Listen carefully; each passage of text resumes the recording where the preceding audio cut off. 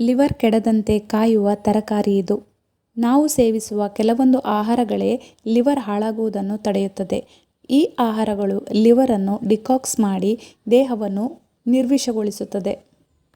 ಪಾಲಕ್ ಸೊಪ್ಪು. ಕಬ್ಬಿಣ, vitamin A, C ಮತ್ತು ಉತ್ಕರ್ಷಣ ನಿರೋಧಕಗಳಲ್ಲಿ ಪಾಲಕ್ ಸಮೃದ್ಧವಾಗಿದೆ. ಪಾಲಕ್ ಲಿವರನ್ನು ಶುದ್ಧೀಕರಿಸುವುದರ ಜೊತೆಗೆ ಉರಿಯೂತವನ್ನು ಕಡಿಮೆ ಮಾಡುತ್ತದೆ. ಬೀಟ್ರೂಟ್. ಲಿವರ್ ಆರೋಗ್ಯಕ್ಕೆ ಬೀಟ್ರೂಟ್ ಬಹಳ ಮುಖ್ಯ. ಇದು ನೈಸರ್ಗಿಕವಾಗಿ ಯಕೃತ್ತಿನ ಅಂದರೆ ಲಿವರ್ನ ನಿರ್ವಿಷೀಕರಣ ಕಾರಕವಾಗಿ ಕಾರ್ಯನಿರ್ವಹಿಸುತ್ತದೆ.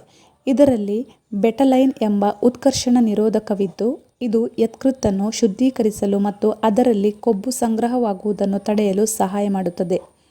ಸೋರೆಕಾಯಿ. ಸೋರೆಕಾಯಿ ದೇಹವನ್ನು ತಂಪು ಮಾಡುವ ತರಕಾರಿ.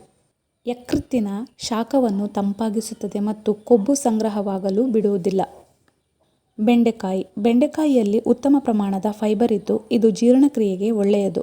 ಇದು ರಕ್ತದಲ್ಲಿನ ಸಕ್ಕರೆಯನ್ನು ನಿಯಂತ್ರಿಸುವುದು ಮಾತ್ರವಲ್ಲ, ಯಕೃತ್ತಿನ ಮೇಲೆ ಹೆಚ್ಚಿನ ಒತ್ತಡವನ್ನು ಬೀರುವುದಿಲ್ಲ.